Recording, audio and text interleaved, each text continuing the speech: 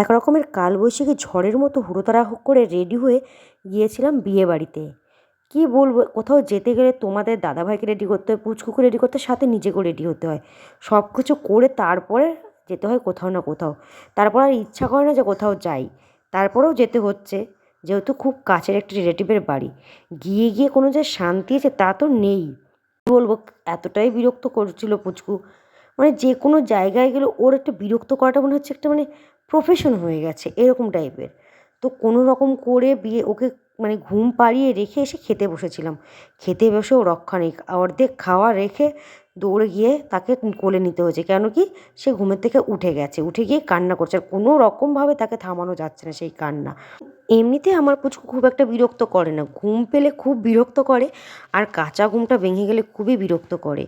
লোকে বিয়েবাড়ি যায় আনন্দ করতে, আর আমি গেছি বোধহয় শাস্তি ভোগ করতে। ওইখান থেকে তাড়াহুড়ো করে কোনো রকমভাবে বাড়ি চলে এসেছি।